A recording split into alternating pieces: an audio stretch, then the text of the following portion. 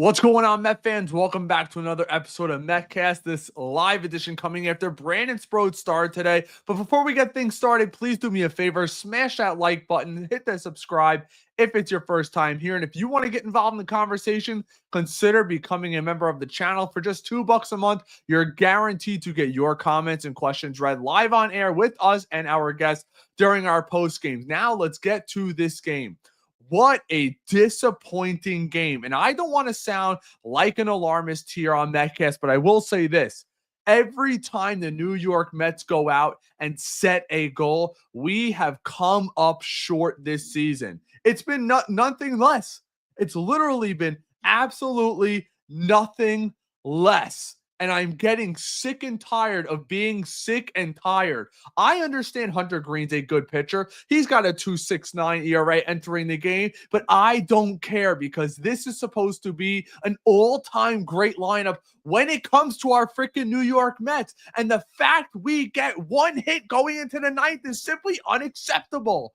You bring up probably the most anticipated rookie that the Mets have had coming up through the system since the Matt Harveys, the DeGroms, all of those guys, the Steven Matz, the Syndergaards, you name it, Rafael Montero for crying out loud, in Brandon Sproat, the big arm kid that could touch 100 miles an hour, and he throws a no-no going into the sixth, gets roughed up there, and yes, I do think many left him out there just a little bit too long. It's the guy's first start. You should yank him early, but that's here nor there. At the end of the day, losing 3-2 in a rubber game against a team you need to put away just cannot happen.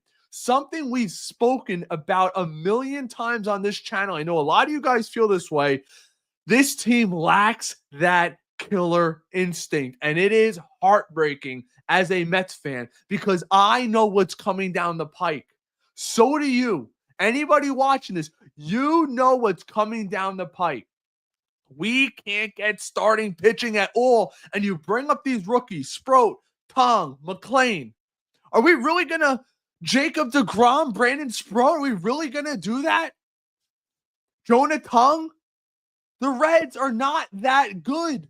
And when you hold their lineup to simply 3 runs as Brandon Sproat did, who, let's be honest, all 3 of these rookies have given us more length than Clay Holmes, Sean Manaea, Frankie Montas, Kodai Senga. The list goes on and on and on. The Paul Blackburns, the Tyler McGills, anybody you want to throw up here. The fact that these 3 rookies are probably the best pitchers on the team right now, that's an issue in itself. But when they pitch and they pitch well, the offense needs to show up. Yeah, it's nice Juan Soto got a hit at the end of the game, got the home run, and then you get, a little rally going, but it came up too short. But here's a list for you guys to go off of. Today, New York Mets, courtesy of a tweet over on X from Metcast, obviously myself. Here we go. Lindor, 0 for 4. Alonso, 0 for 3. Marte, 0 for 4. McNeil, 0 for 3. Alvarez, 0 for 3. Mullins, 0 for 2. And Mark Vientos, 0 for 1.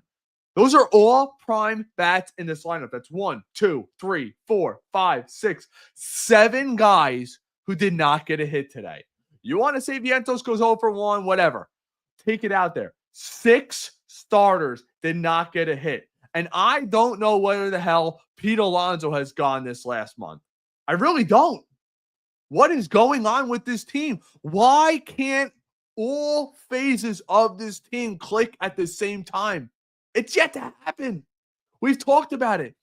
In the beginning of the season, you have red-hot pitching. Canning's like an ace. Holmes like an ace.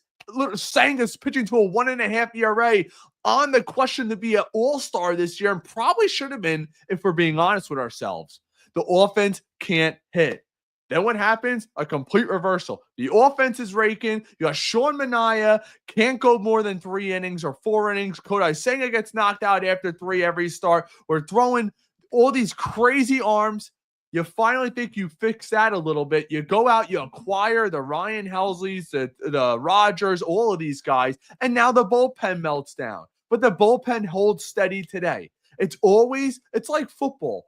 the offense, defense, special teams, the three phases of the game. The Mets always have one of those melting down.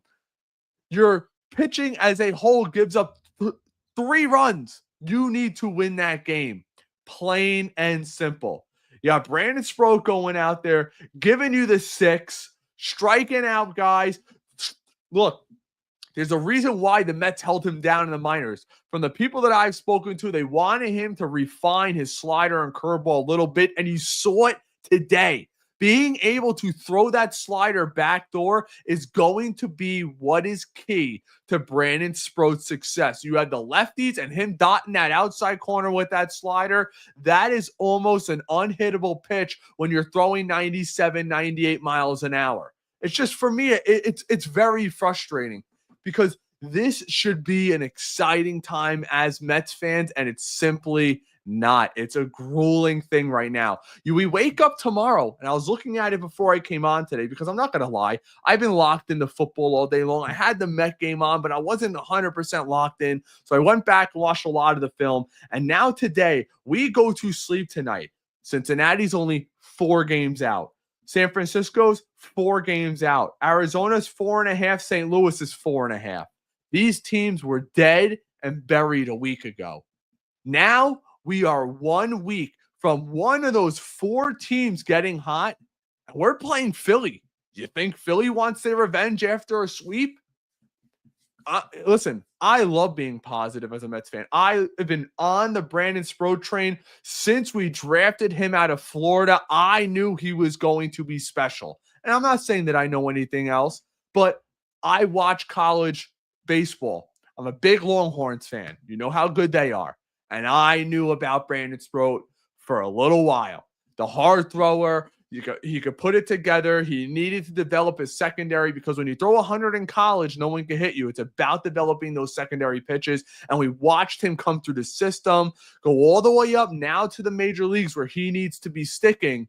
And for the offense to fail him, it just really sucks. And I wouldn't be saying this if our schedule wasn't so difficult. Like, you thought you were going to take care of Detroit easily after you destroyed them the first couple games. We just let certain things get away, that killer instinct. It feels like, and I'll get to a few of your guys' comments. I'm not going to keep you guys long tonight. I appreciate you checking in. But it feels like on getaway days, we pack it in way too often. Way too often. But I'll get to a couple of your guys' comments here. I wanted to give you guys my truth about Brandon Sproat. Look, he had a solid start. The no-hitter going into the 6th, unbelievable. Unbelievable. But then he gave it up, which is fine. You expect that from a rookie. And you know what it tells me? He's not scared. He was going after hitters. And you looked in the 5th, he was at like 62, 63 pitches, getting it done effectively. And he's only going to get better. That's what I love about this. McLean Tongue, well, and I said about Jonah Tongue, he was going to get raked eventually. I was right because teams are going to sit on that fastball until he can prove he could throw that curve or that slider he's developing or the change, the V change for a consistent strike. But he's a developing guy, but you see it there. Will I be shocked next year if we're looking and we have 2 guys in the Cy Young conversation? I'll say conversation as in top 15 pitchers in the National League. No. And that's what's exciting. But we're here to win this year. And I don't know who the leader of this clubhouse is. That's one thing. It hurts me to say that because we all thought Lindor was going to be the captain of this team. I don't know. I don't know. You can't, like, I'm looking at the top 3 right now, the OPSs for the Mets. 803 for Lindor, Soto 928, Alonso 862. Then you have Nimmo 781 above average. Marte 761 above average. 801 for McNeil above average. Even Francisco Alvarez 766 above average. And Brett Beatty's the only guy that seems to hit in these games. You cannot get one hit. You need to battle. Well, that's enough of me. I'm going to get to some of your guys' comments again. Please like this video if you guys are watching it. Klube, we'll get started with you, my guy. You're going head to head with the Rico. I'll be watching Metcast. Love the Rico. Hell, we just had P. Hoffman on our last show. Shout out to those guys. We've even had Evan on the show. Evan is, I know, non-biased. He is my favorite host on WFAN. He's a Brooklyn Nets fan like I am, and an Islander fan and a Jets fan. It is very hard to find that type of thing. So I love Evan. Listen to him with Joe B in the midday. One of the greatest sports mind. He can recall literally everything from top to bottom. Evan's a great guy. Met him once at Barclays Center. Great to see. Dan, yo, I've been waiting for a live video. Yeah, Dan, appreciate you checking in, my guy. It's a little all over the place. I got the baby. I had some family over today. What an awesome day. Even though my Jets lost, it's just nothing better than hanging out with the baby and some family. So I hope you guys had a great weekend. The weather was crappy, but I'm planning on going to the next homestand because, as you guys know, I say it plenty. I am 4-0. We need some Metcash juju. And I'll tell you what. I have a couple of Metcash shirts that I had made up, and I just don't really like the way they fit. I have some sensitive skin, but they're really nice shirts. I'll tell you what, next weekend, I'm going to bring one of those shirts with me to a game. Brand new, out the box. First person that comes up to me and knows the podcast, I'll give you the shirt. And it's a nice one, too. I don't have them down here, but it's a nice shirt. Klub, solid start for Sproat. Pretty pathetic. Mets can't get any late inning comebacks. I agree with that, Klub, but it shouldn't come down to that. It shouldn't come down to the Mets getting one hit through 8. Not with this lineup, guys. Not with this lineup. Buzz, appreciate you chiming in. Another member. What's up, Ray? I don't know about you, but I'm sick of this team. Lack of urgency, no grit, no heart. 0-59 after 8 innings, but at least they have 3 good young pitchers to look forward to in the future. I agree, Buzz, but this is the year. Plain and simple. This is the year. It's just very frustrating. Steven, appreciate you chiming in. Ray, did you what Alonso did to the Tigers series and the Marlins series? Yeah, I know. But you know what? I look at it like this. It can't be sporadic. I'll keep it up. Same with Soto. Same with Lindor. Same thing with Nimmo. Right now, this team is literally all or nothing. It is, we score 20 runs. When do we score? When's the last time we went and scored 5, 5, 5, and 5? It feels like that. Maybe I'm misreading the room here. Sometimes I do that. I'm a fan speaking from the heart. But this is the time to be playing our best baseball, and to lose 2 out of 3 to the Reds can't happen. End of story.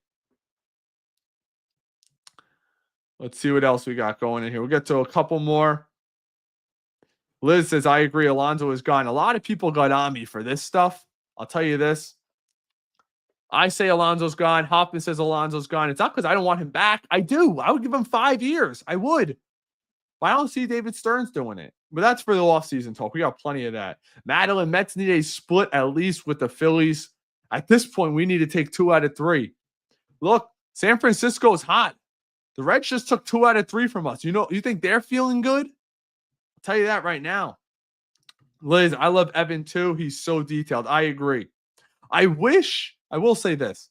I love Evan, but I wish you would stick more to sports. They do a lot of the Fugazi stuff a lot, which I'm not a fan of ever since he went with Craig Carton. I just love to call in and talk sports. And I told Hoffman this. I called in on the midday show the other day. I waited 2 hours and 20 minutes and I had to go. But, eventually I'll get on there. Always love chatting it up with those guys. Goomba, what's going on? Some repeat different today. Oh, same repeat. Yeah, I agree. ACJ, we'd be lucky to make it out of the wild card. We don't have a starting pitcher unless we're going with the rookies to start games 1 through 3. You know what? I'll tell you this. Joel Sherman, Noah McLean starting game 1. It is what it is. Sometimes you just got to throw the guys into the heater. Yes, Eric, you're right. Yes, it is 4 games. I apologize. My mind's all over the place. We'll finish up with this. Yvonne, the bullpen has blown at least 10 games in the last 33. Not surprised, because for some reason, and I still can't get it through my head. I must be seeing the game a different way. Ryan Stanek and Helsley should not be in any games that are 1 or 2 run games. More than 2 runs. End of story. That's how I look at that. But that's all I got for you guys tonight. Thanks so much for chiming in. Got to get this series. We'll see you tomorrow night post game. I'm looking forward to it.